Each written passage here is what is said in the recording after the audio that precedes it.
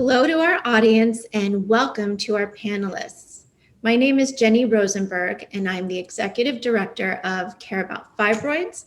For those of you who are new to Care About Fibroids, we are a Washington, D.C. based nonprofit focused solely on elevating uterine fibroids as a women's health issue and driving change. You can find us online at careaboutfibroids.org, where we have a library of resources for patients and advocates about uterine fibroids. I would like to thank all of you for joining us today for our Fibroids Awareness Month virtual roundtable. We have a phenomenal panel, so I want to jump right into introductions. Care About Fibroids recently published our fourth white paper in a series that began 3 years ago. We are seeking to highlight the challenges facing women living with fibroids. The paper, entitled "The Financial Impact of Uterine Fibroids," explores the economic implications of fibroids, including the loss of productivity for women that cost the US economy $34 billion annually. Now I'd like to introduce our panelists, and I'll give them each a few moments to tell us about their background. First, I'll begin with Tammy Boyd in alphabetical order. So Tammy, over to you. Yes, hi, and good afternoon. I'm Tammy Boyd. I'm Chief Policy Officer and Counsel for the Black Women's Health Imperative. And for many of you who may not know, the Black Women's Health Imperative is a national nonprofit organization committed to social equity in healthcare. And we really advocate for the 22 million Black women and girls across the country. And uterine fibroids is a key issue for Black Women's Health Imperative. And so look forward to a very fruitful discussion on a really important issue. Thank you, Tammy. Dr. Hawkins, please go ahead. Hi, thank you so much, Jenny, for having me today. My name is Dr. Soyini Hawkins. I am a minimally invasive gynecological surgeon in Atlanta, Georgia, the suburbs just north of Atlanta. And my practice is Fibroid and Pelvic Wellness Center of Georgia. So just based on that, you can tell that fibroids are near and dear to my heart. I am not only a physician and surgeon, I'm also a patient, I'm an advocate. I am a sister friend to all the fibroid warriors out there. So I'm excited about today's topic. We're so excited that you're with us. Hannah.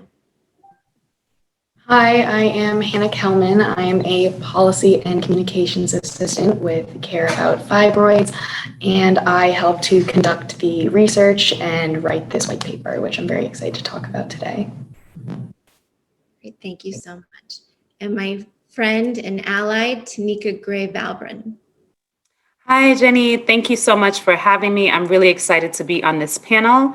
I'm Tanika Gray-Valbrin. I am the founder of the White Dress Project. We are a nonprofit organization that is dedicated to raising awareness of uterine fibroids and ensuring that everyone who is managing life with fibroids feels supported, they do not feel alone, and they feel they can be their own best health advocate. So always excited to do what I can to spread the message of self-advocacy and spread the message of uterine fibroids and the 26 million women that it affects in our country. This conversation is needed and important, and thank you for the work that you're doing, Care About Fibroids, to ensure that the conversation continues.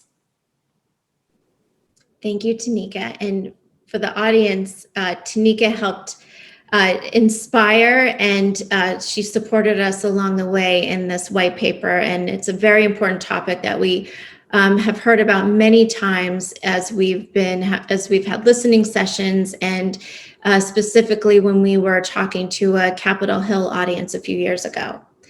So I'm going to introduce each question with a little bit of background from our white paper for some context for the audience, especially for those of you who haven't read the white paper. So our first question, and it's going to be a part A, first to Tammy and Tanika, and then to Dr. Hawkins. So Care About Fibroids' first white paper discussed the high rates of absenteeism, lost productivity, and other hidden costs of uterine fibroids.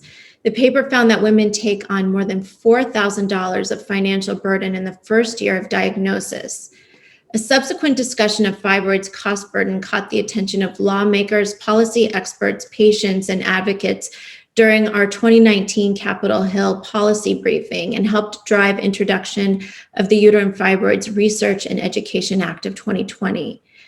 This report aims to provide a deeper analysis, this current report, an explanation of the specific factors directly associated with the financial impact on women with fibroids. So Tammy and Tanika, as experienced advocates, why do you think the financial impact of fibroids is such an important topic to discuss with lawmakers? Well, that is a fantastic question because it really delves into other aspects of how uterine fibroids can really impact your life.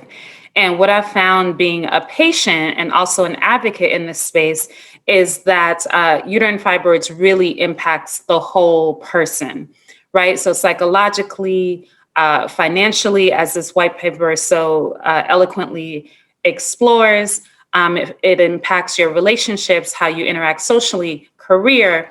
So it's so important to discuss all of these factors with lawmakers because really, they really need to understand how this impacts their constituents and how this impacts the economics in their region.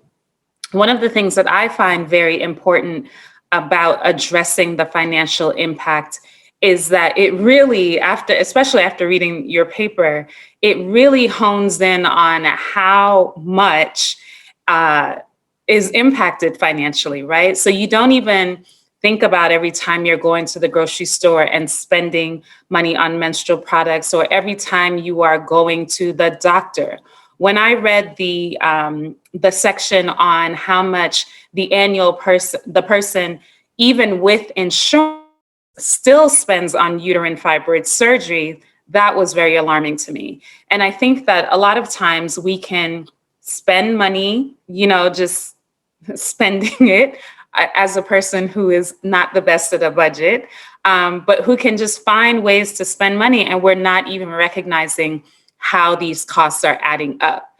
So to answer your question, I really think it's imperative for our lawmakers to understand the economic burden that their constituents are having with something that they, at this point, aren't even fully recognizing or acknowledging is a great burden.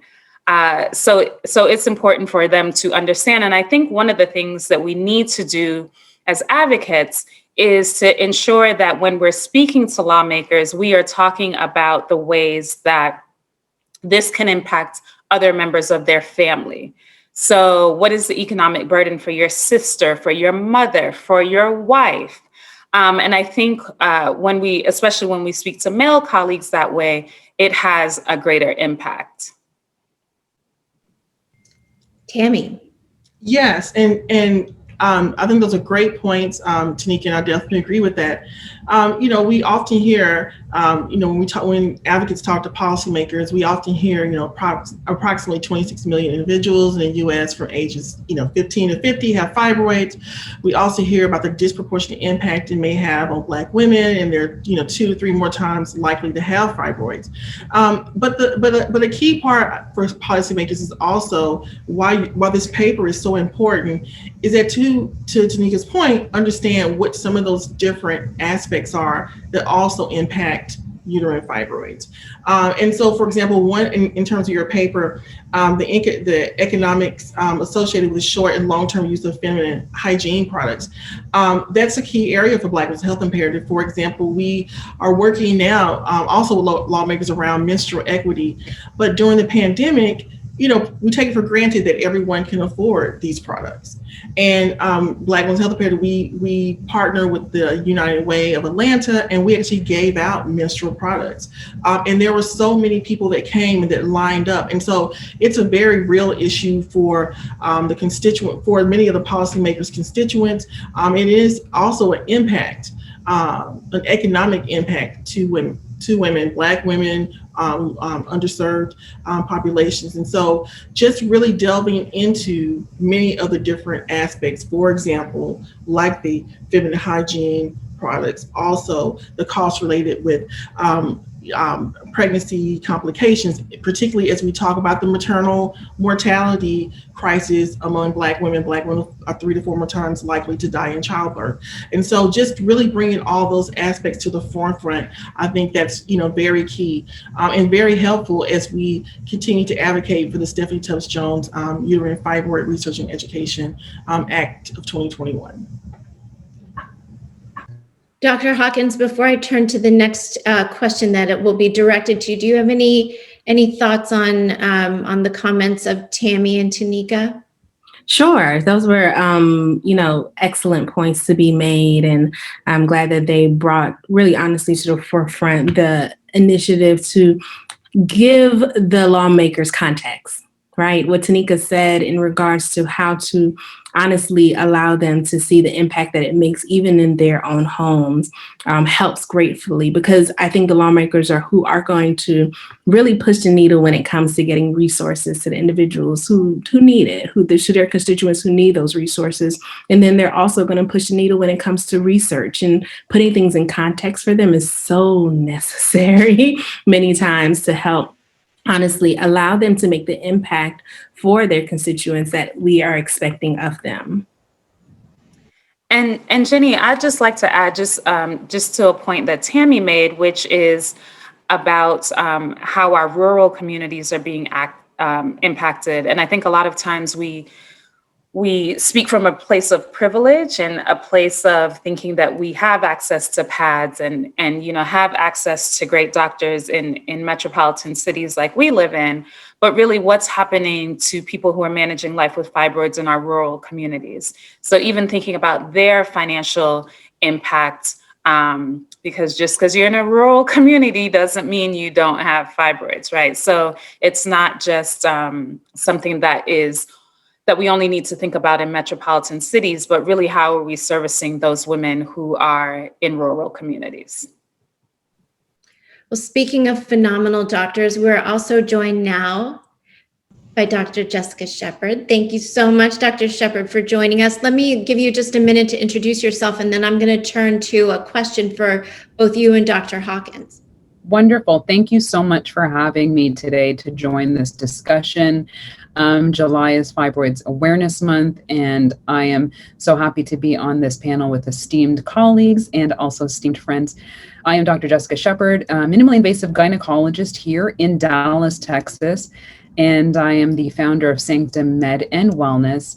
And a lot of my practice is devoted to medical and surgical management of fibroids.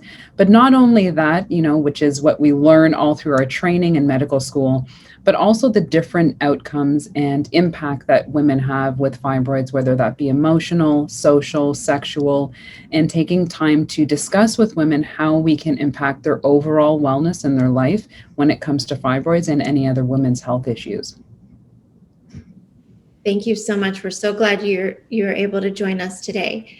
So our next question, so in our white paper, we note that one of the most common solutions for fibroids today is hysterectomy, which of course eliminates a woman's ability to have children. And even with insurance, since we're talking about the financial impact, this procedure can cost patients around $12,000 in out-of-pocket costs, and also a considerable barrier to patient care. According to a survey that we commissioned with Responsive Health for this paper, 61% of fibroid patients have delayed or avoided treatment due to financial concerns. A patient will spend more than 4 times more on medical bills than women without fibroids in their first year after diagnosis, amounting to almost $14,000. After the hurdles of that first year, patients will continue to spend thousands of dollars more than their non-fibroid peers annually. So Dr. Hawkins and Dr. Shepard, can you tell us about your experience with patients as they face these financial burdens? Is this similar to what is described in the white paper? And both of you, when women are facing, whether it's a hysterectomy or other type of surgical procedure, do you see them hesitating because of the costs associated with the procedure? Yeah, I'll start out with the answer. One thing that I've noticed in this whole kind of construct of healthcare is that the healthcare system is broken. And many times there is this assumption that insurance covers a lot of what is needed. And we have clearly shown over years, over decades, is that the health care and insurance coverage is not always favorable to those that are in communities and are underserved, or maybe it's an employment issue or income issue in what they actually need. And so there are disparities in healthcare, there are racial disparities, and there's some responsibility that's owed by healthcare systems and insurance companies that we continue to face and fight from a physician standpoint, from a healthcare standpoint, and then also from a patient advocacy standpoint. We know that legislation is not in the favor of women, specifically Black women. And so there are so many other underlying issues when you think of financial impact and burden to women who do need care. And so many of the times what happens is it's not necessarily that they need a hysterectomy, it's because they didn't have the social or the finances to take off time or that's going to be covered by insurance. And so by the time they got to a healthcare provider because out of dire need or severity of their case, and then that's when the hysterectomy may be the only option or what's offered to them. So there's so many different dynamics, and it's very complex as far as what that particular question really is looking at, but what the answer really entails. So there's so much to dive into that answer, but that's kind of where I feel about healthcare. Dr. Hawkins. I second everything that Dr. Shepherd just shared. The honestly most distressing part of being a physician sometimes is when we feel like our hands are tied, when we feel like we're limited in what we really can give to our patients, even those individuals who are not able to mobilize and find the resources on their own. And a lot of times it does come down to that financial burden. We want to order certain tests and we get pushed back from the insurance companies, or we're making a suggestion that we think is medically sound, but instead of being able to say this is truly an option for you, we have to say if your insurance covers it, which is unfortunate, right? And so for a lot of patients, it does become very taxing, not to mention the patients that are underinsured or not insured at all, who are not able to find maybe some financial assistance programs or tap into, again, those resources. I'll probably say resources a million times during this conversation, because it's difficult when you're trying to navigate it without the educational or the support know-how to get there. So those are the communities, unfortunately, that end up suffering. And it's not necessarily because they don't want to take care of themselves and their bodies. It is simply because our hands are tied. That must be such a heartbreaking experience for you when you want to help a patient and you're facing the burden of insurance costs, personal financial restrictions, and when you know that there's something out there that could really help your patient and improve her life. Absolutely. Just to piggyback on what Dr. Hawkins just said, even as a patient advocacy organization, we also get those DMs and emails and pleas for people asking, hey, can you connect me with a doctor who, maybe would take my case for free.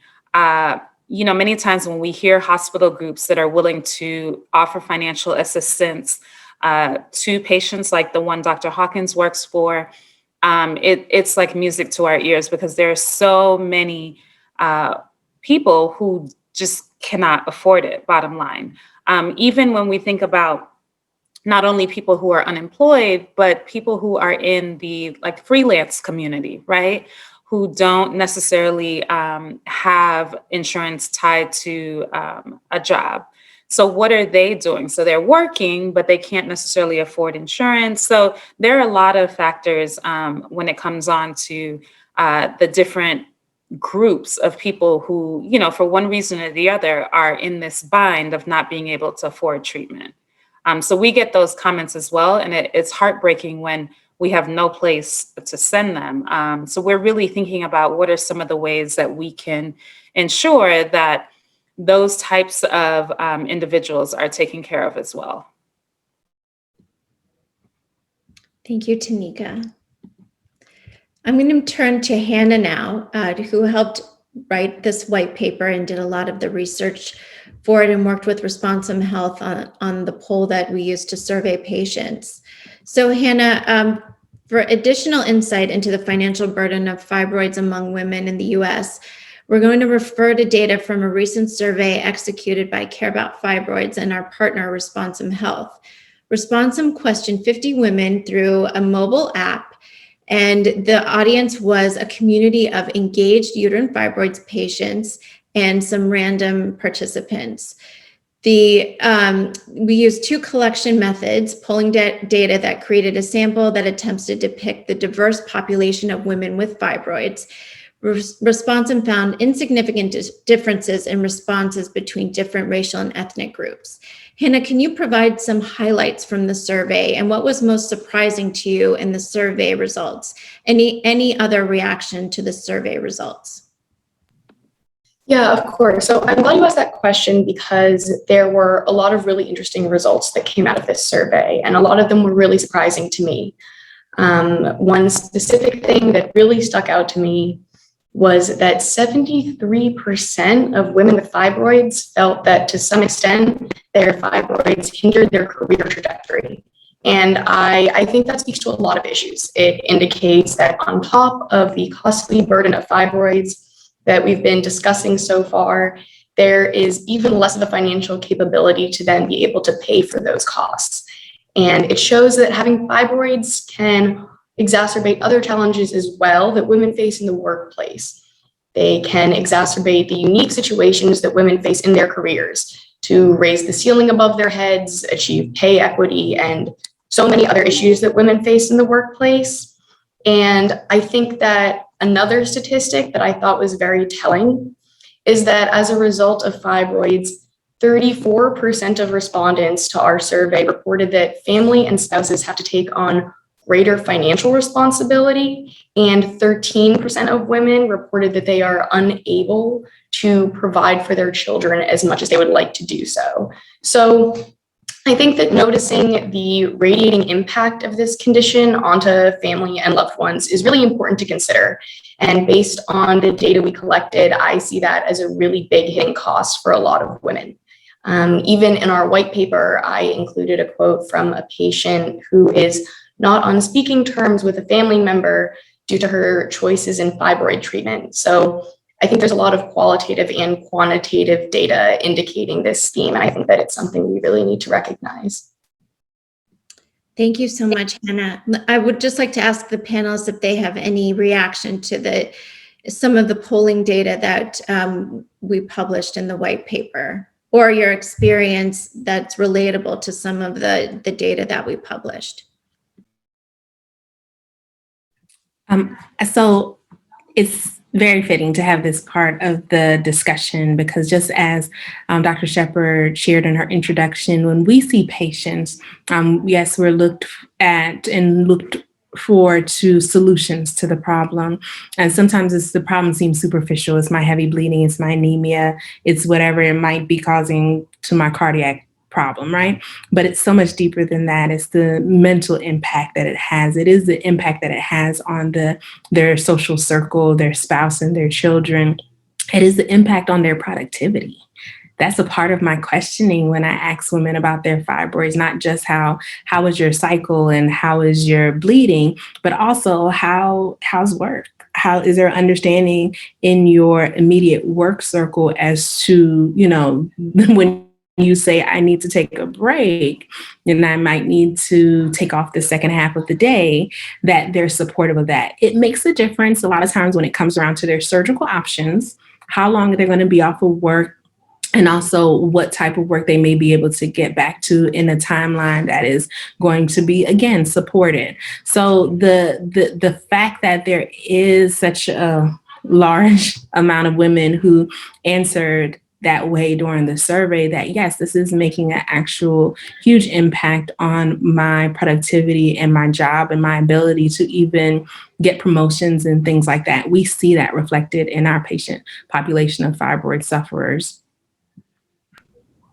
Yeah, I actually think that kind of like hit it on the nail on the head.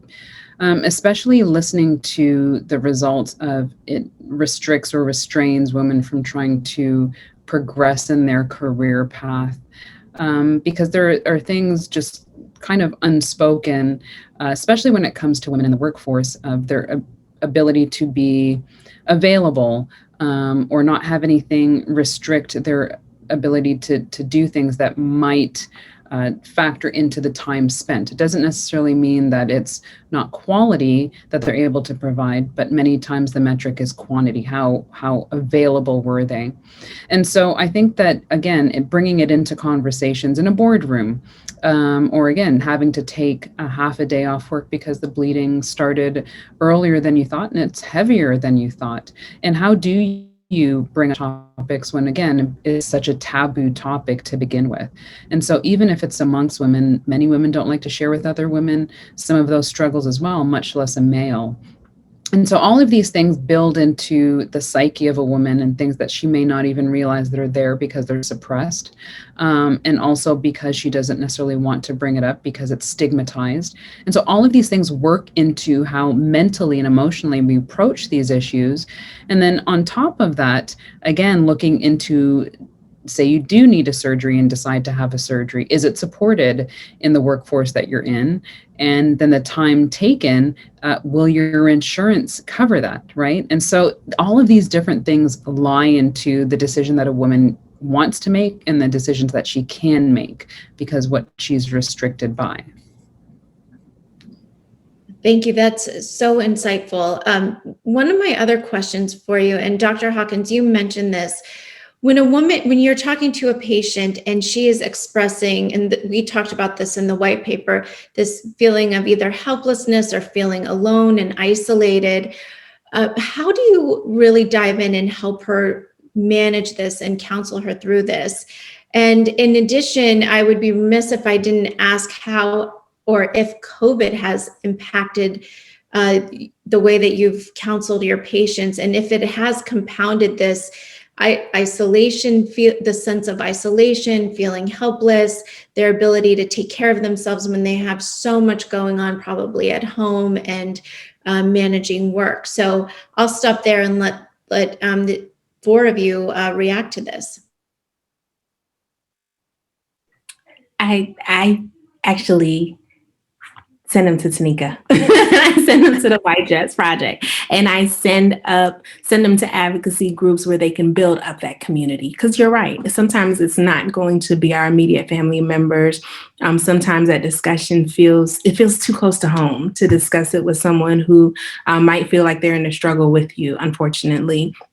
So it is helpful for a lot of patients to feel like they have a community of women who are going through the same things, can empathize with them, can maybe even give them some direction as to how to speak with their spouse, or how to, have a conversation with their daughter to ask them maybe how they're being impacted by their menstrual cycles, and begin to have a more open conversation. So I definitely lean on projects like the White Dress Project to be that patient advocacy and that footboard to help me with my patients. Make sure that we're taking care of their mental well-being as well. COVID was tough on a lot of patients. I had a lot of patients whose symptoms literally worsened during a very stressful time of their lives. It wasn't just the isolation. It was the fact that some of them lost their insurance, they lost their jobs, their doctors canceled their surgeries. And then on top of that, they still bled heavy every month. COVID did not stop their symptomatology. And for many women, it made it worse. So now we're picking up the pieces. And it's important we have to, we recognize that it was a difficult time for these women for a number of different reasons. Well, thank you. I think go ahead. I just wanted to mention, Tanika and many of you have been working with an online community, Responsive for Fibroids. And I think that a lot of women have found,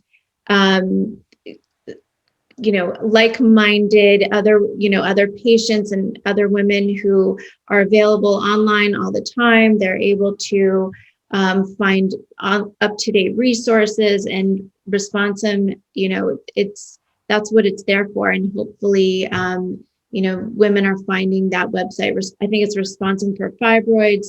And, there's an online community chat, which I thought was brilliant, especially during COVID. Yeah, that is really important, Jenny.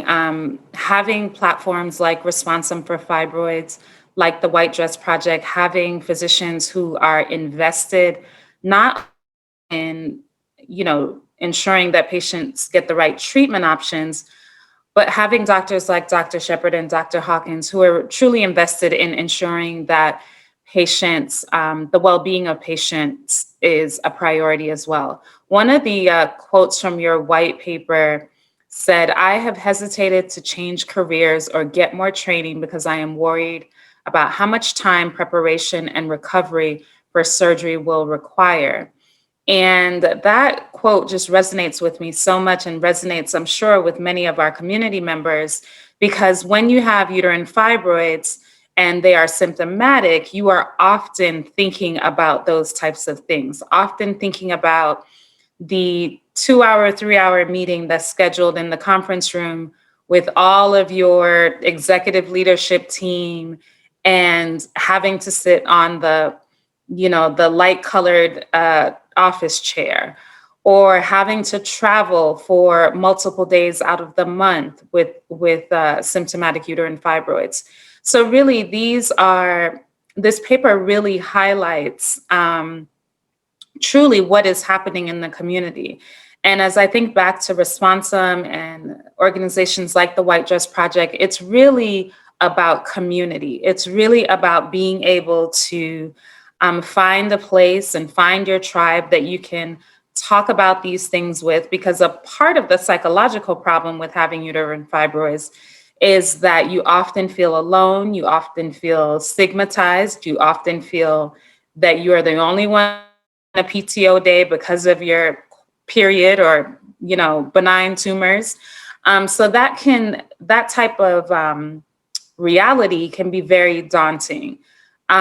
So while all of these things, well highlighted in this paper, acknowledge the other things that can be going on along with the physical things, I think one of the hopeful things that we can look forward to is really for patients to invest in community and invest in making sure that they know that they're not alone and that they do not have to suffer in silence.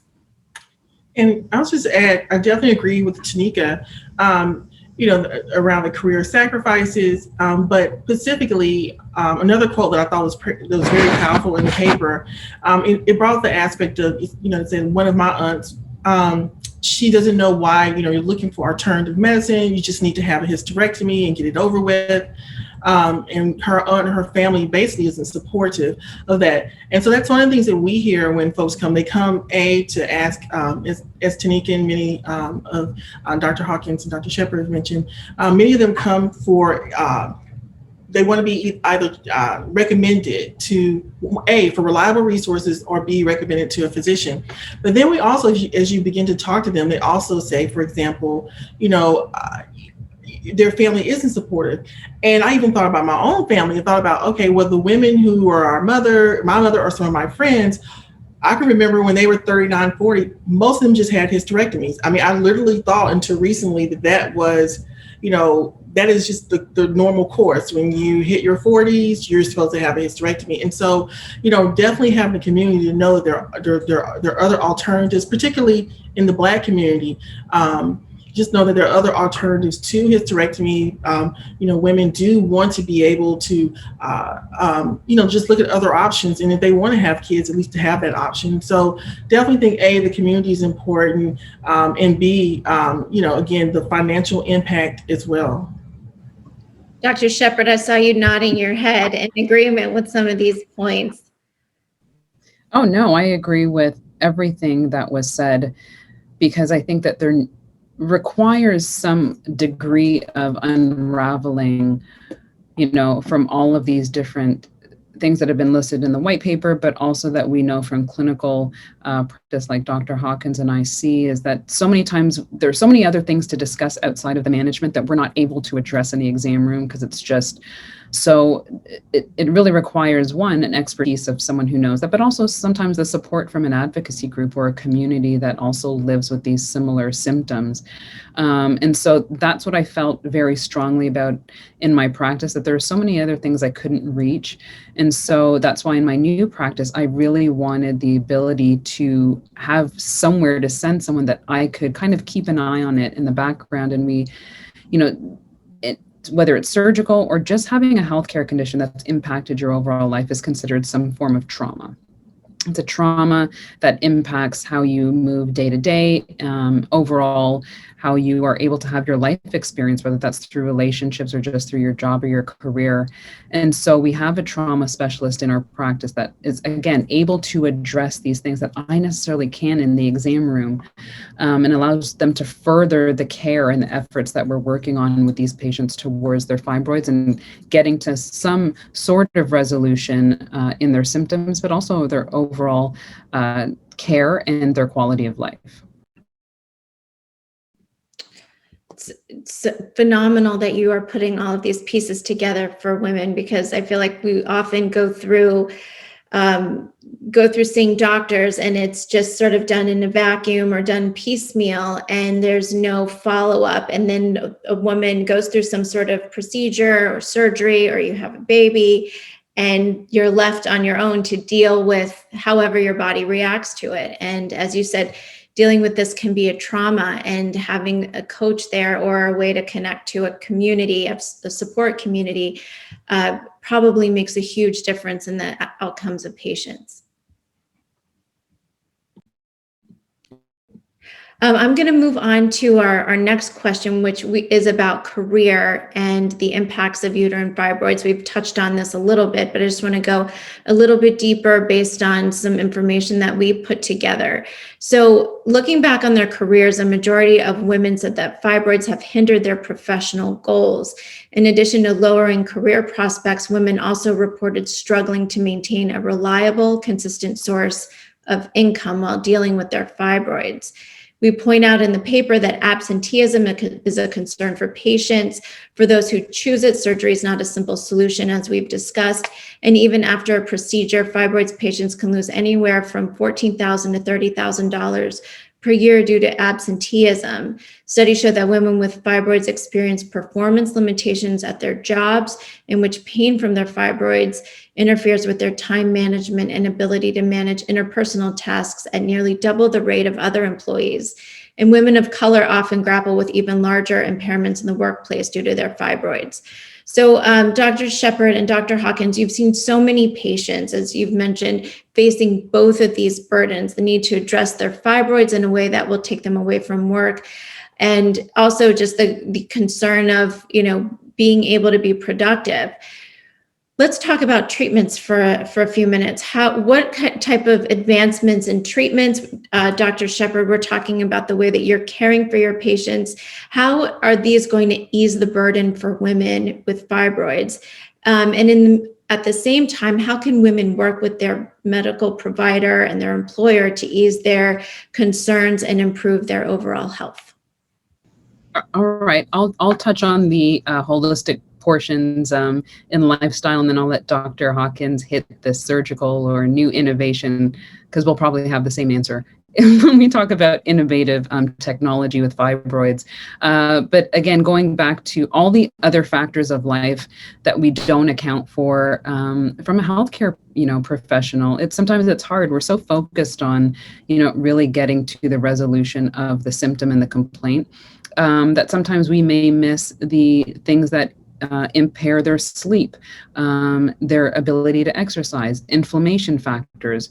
And so I've really dug deep into the holistic portion of what we can provide patients outside of the exam room. And so we do that with acupuncture.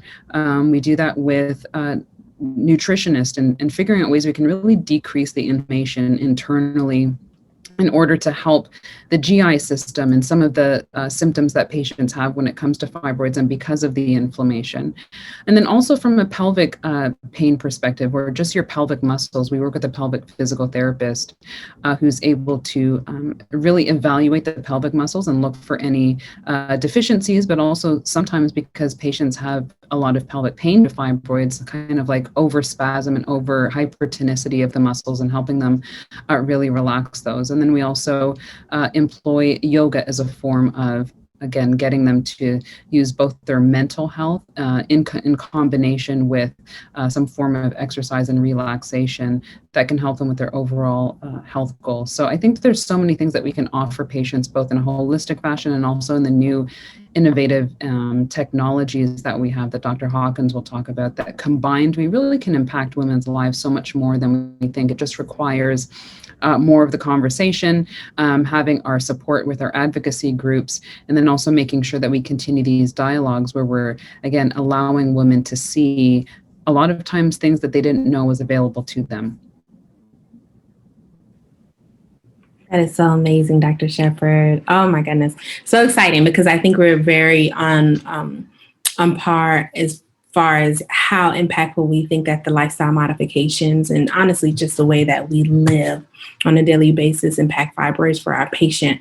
From a just traditional medicine standpoint, there are medical options out there now, some newer medical options that are not necessarily new in medicine, but new in its application. We have some pill formulations now that can help women. I think of it almost like pressing a pause button to help with their symptomatology, help with the most distressing heavy menstrual bleeding and anemia that's a consequence to that allows them to take a deep breath and start to think about the next step. And these medications that I'm talking about have been released by the FDA in the last year. And so now we're starting to see a shift and options that are given to women that are not just a hysterectomy, like Tammy said, that for a lack of a better way to put it, are actually a barrier to some women even coming to see the doctor because they believe that is the only option that's out there for them. We also have advancements in technology, surgical technology. We have a procedure that's called radiofrequency ablation that is done both laparoscopically and hysteroscopically, depending on, again, the anatomy and the symptomatology of the patients. And this is exciting, especially for the reasons that we're talking about today when it comes to resources, when it comes to their work potential, and also productivity, because these new innovations are minimally invasive. They keep women out of work for a shorter period of time. They keep them away from activity for a shorter period of time. And it really fast forwards their healing process in comparison to a traditional myomectomy or hysterectomy.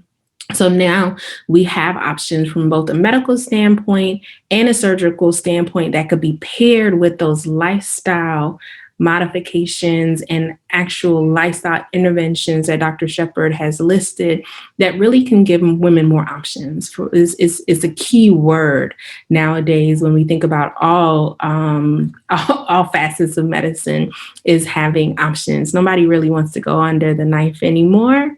They want a minimally invasive way to get back to life. And we have options for our patients, which is exciting. It's so exciting. And Tammy and Tanika, I know from working with you, you've been advocating for the Stephanie Tubbs Jones Act, and also just you talking about innovation with lawmakers and policymakers as we push to have more of these innovative therapies on the market for women. Can you talk a little bit about how you take these stories from your members and patients that you know, and how you help use that information to help push things forward on Capitol Hill and in state legislatures? Yes, so the patient voice is queen in my world. And I believe without the patient voice, we really don't have the comprehensive narrative that needs to be told to policymakers. So I'm always an advocate for people telling their story and telling it boldly, and ensuring that lawmakers hear this story. So that's why it's important for advocacy organizations like ours to have a direct tie to policymakers so that they know exactly what is happening. Things that's so interesting about uterine fibroids is that you can hear the story of 10, let's say 10 to 15 women with uterine fibroids, and you can get a different story each time. You can get different symptoms, how it has impacted their quality of life, how it impacts their relationships, etc. So that's why in our particular chronic illness disease state, it's important for us to hear these individual stories so that we can have a full range and gamuts and variations of stories so that we understand how this is truly impacting individuals. Something that Dr. Hawkins and Dr. Shepherd mentioned about lifestyle and treatment options, I just want to mention from the patient perspective that it is so important that you are your own best health advocate. I sound like a broken record, but it is so true, because when you have doctors like Dr. Hawkins and Dr. Shepherd, and then you have your own expertise as to what is going on in your body, then what happens is that you build a partnership. And with a partnership, you're able to ultimately come to the decisions that you want for your body, the outcomes that you want for your body, along with the expertise and guidance of your doctor. So I really want to implore to people who are considering surgeries, considering alternative methods, to make sure that you're really using your own expertise regarding what you know about your body, and then coupling that with what your doctors, the guidance your doctors has given you. Dr. Shepherd talked about acupuncture, and I am such a fan of acupuncture. It really has, I'm no doctor, so I don't know if it has caused anything to shrink or whatever. However, I do know how much it has improved my mental health. And I think as a patient, anything that you can do to ensure that your mental health is improved, because as I said earlier, fibroids really impacts the whole person. So anything that you can do to ensure that you are improving your mental health, along with making sure that, the physical part is taken care of, is impactful. And I think, like Dr. Hawkins said, it's exciting that we have these new medical technologies and therapies that we can infuse with traditional methods along with traditional surgical methods. And what that does, it gives a full board and a full spectrum of the options for patients. And at the end of the day, that's what we want, that's what we need. And I agree with everything Tanika has definitely said. The patient voice is so important as we're advocating on Capitol Hill. I know we've been talking about the Uterine Fibroids and Research and Education Act, and many you utilize the patient voice to even provide further evidence of why many of these provisions are needed. So for example, in the legislation, we're establishing new research funding through NIH, a total of 150 million over 5 years, creating a public education program through the CDC. We've talked about just the importance of, even knowing what the different options are for uterine fibroids, and that hysterectomy isn't the only option.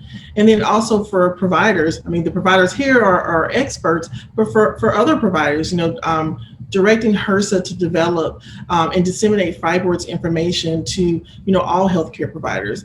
And so utilizing the patient voice to really help amplify why many of these provisions are needed and are so important, and members of Congress and policymakers can hear from their own constituents, their own patients in their districts. Thank you, Tammy. Well, I can't believe that we are already at time, so I'm going to begin to conclude our panel. And first, I just want to say thank you to everyone, our esteemed group of panelists, for joining us today. I do want to give you each a moment to give the audience some concluding remarks. But first, I just want to say that I think that we're all here today, in honor of Fibroids Awareness Month, but we think that this conversation needs to be every month. And in learning more about fibroids and its impact on millions of women in America, we can expose the true impacts of this chronic condition, and together work to address and create a heightened sense of urgency around its painful physical, mental, and financial burdens. So I'm going to start with Dr. Shepard, then turn to Dr. Hawkins, Tammy, Tanika, and Hannah. If you'll just give us some final thoughts, and then we will conclude this wonderful discussion. Yeah, I want to conclude with be hopeful. Many times I have some patients who are very discouraged and don't know where to turn, but I find that once you find the team that can really allow you to thrive and think differently and change your mindset and allow you to address the things that need to be addressed in a way that is pleasing to yourself as a patient, then one, find that team, find that outlet such as the White Dress Project, and really be hopeful for what the outcome can be, and finding someone who can guide you through that process, because there's so many different aspects of it. But if you find people who can guide you along in that path, you'll find that you are very happy with the journey that you are taking. I want to thank you, Jenny, just for having us today and having this discussion, and thank Care About Fibroids, because this is a needed and impactful research that you guys have done. And I'll leave us with simply to do as Tanika said. I agree with just about everything she says. Be your best advocate. Really stand up for yourself and partner with your care providers. But you have to make that decision first and foremost to just go the next step to take care of yourself and live your best healthy life. And yes, I definitely agree. Thank you, Jenny, for hosting this really important conversation. And the paper is definitely an aspect that is needed.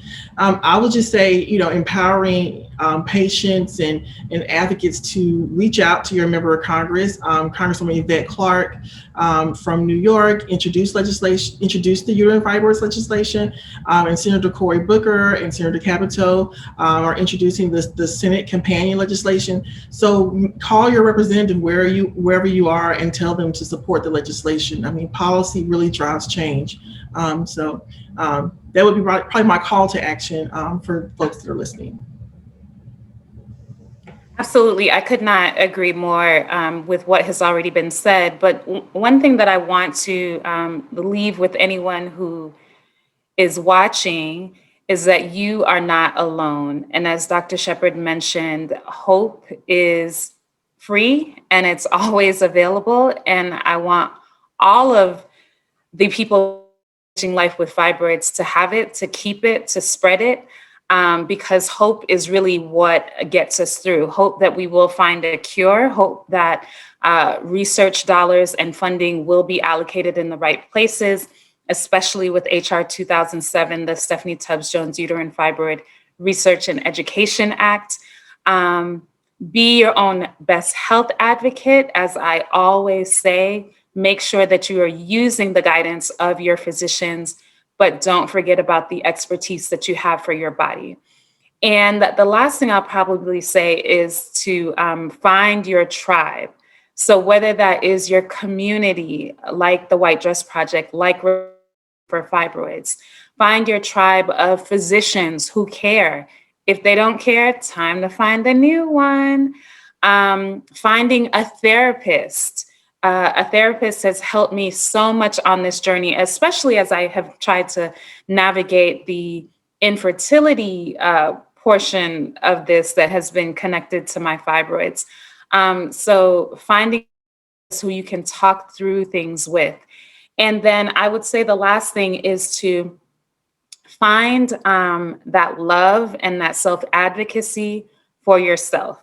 If you don't have a girlfriend that you can talk to about this always, if you don't have a partner, whatever it is, you have yourself. So finding a self-love, understanding the importance of self-advocacy, and knowing that you can get through this helps to eliminate a lot of the anxiety and fear and hopelessness that we can feel sometimes. So you are not alone. Be your own best health advocate and find your tribe. Thank you so much, Jenny, for hosting and for always being willing to have this conversation. Hannah, any closing remarks? Yeah, just as someone who entered this conversation fairly recently, this issue is just so critical to learn about, to educate yourself about, if not for your own awareness, but to help, whether it's a friend, a mother, a sister, an aunt, just someone you know. This really teaches you that support is so important. And I think that we should all be able to provide that for each other, especially when we know more about this condition. Well, thank you all again so much for joining us today and for this wonderful discussion. On the webpage where the video is posted, we will have links to all of our panelists, to the White Dress Project, to the Black Women's Health Imperative, to Responsum for Fibroids, to the Stephanie Tubbs-Jones Act, so that you can learn how to activate and to reach out to your member of Congress and your senators. And for all other questions, you can reach us at careaboutfibroids.org. Thank you all again. And like Tanika said, find that self-love, be your own best advocate. And as Dr. Shepard said, there is hope. Thank you all so much.